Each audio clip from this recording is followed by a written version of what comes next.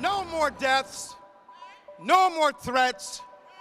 Let's have action. This is a moment of victory. The call for gun control echoing through the halls of the Capitol. How long do we have to wait to do the right thing in terms of getting these guns off the street and out of our community? Ceasefire PA is one of the groups that pushes for gun control laws in Pennsylvania. Long guns are just as deadly as handguns when they are in the hands of people who shouldn't have them. Shira Goodman is the executive director. We can't demonize guns, but nor can we treat it as totally hands-off because of the Second Amendment. House Bill 1010. One of the most recent bills Ceasefire was supporting would require background checks for private sales of long guns. Sponsor Senate Bill 1049. Sponsor House Bill 1010.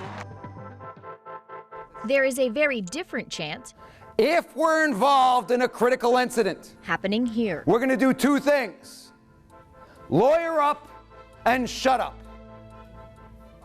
Lawyer up and shut up. Michael Giarmita is a lawyer with U.S. Law Shield, a membership-driven organization that caters to law-abiding gun owners. The group holds educational classes. Under Pennsylvania law, generally speaking, we have a duty to retreat if we can do it, and also provides legal counsel. There are certainly many people out there who feel that the Second Amendment is under attack. Many people look at gun owners as paranoid and all kinds of pejorative labels. But the fact of the matter is, many of the people that I encounter who are gun owners or prospective law-abiding gun owners, they just want to protect their family. In the right hands, they are a tool for self-defense, for hunting, for sport.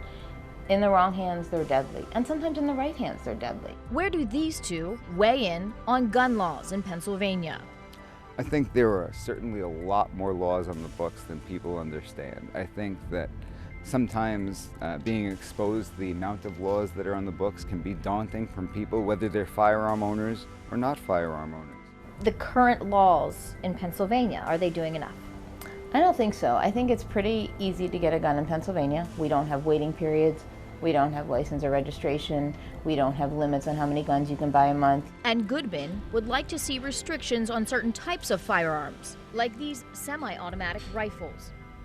I don't know why we need them. We know that they're the weapons of choice for mass shooters. You can kill a lot of people really quickly. We know that many criminals use them against cops, right? They have the bullets that you put in there can pierce the armor, they spread out, they do a lot of damage very quickly.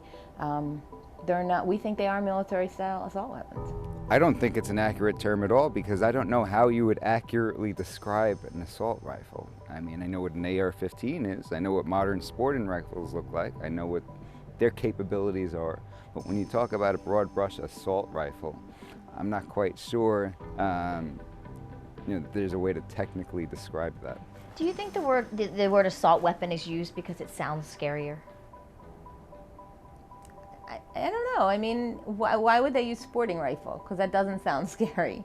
I mean, I think it's on both sides. There's always going to be issues about jargon and issues about marketing and, what's the message. No matter what you call them, Goodman believes restricting the magazine size or even banning these type of weapons could save lives. Would a ban only push it underground? I don't know.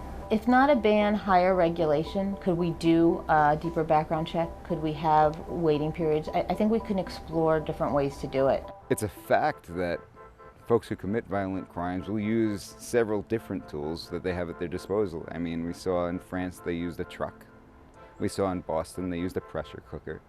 So nobody can deny the fact that people willing to commit violent crimes will use means other than firearms. How many of us heard about that defensive shooting that took place over at that pharmacy in Waynesboro in June? Giarmita says only the bad news about guns makes headlines. In the United States, there are over 2,000 defensive gun uses a day. And that's on the low end. There are studies that show many more than that.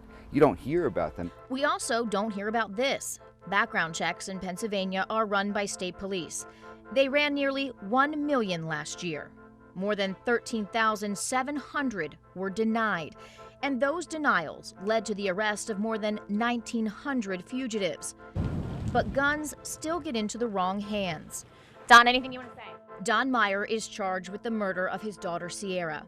After he was involuntarily committed, police say Meyer lied on several background checks to buy guns.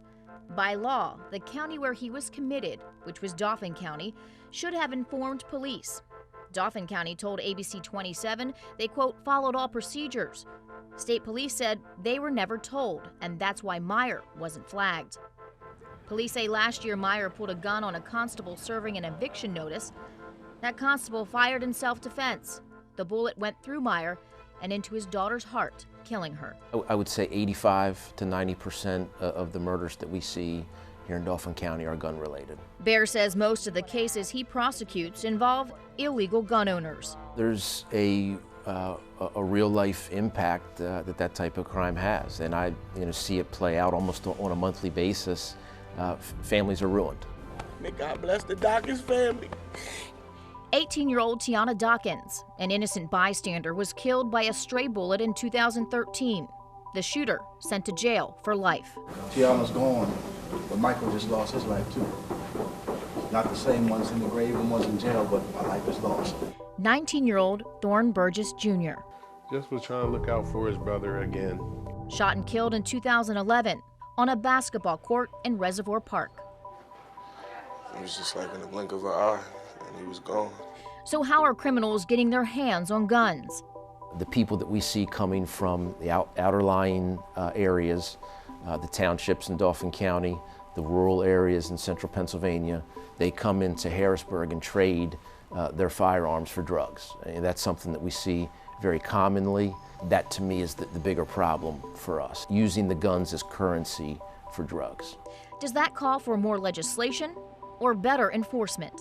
There are so many laws out there, and the government has a limited amount of resources to devote to these laws. Those are hard conversations to have. I think we need to have them because neither side is going to achieve what it wants on its own.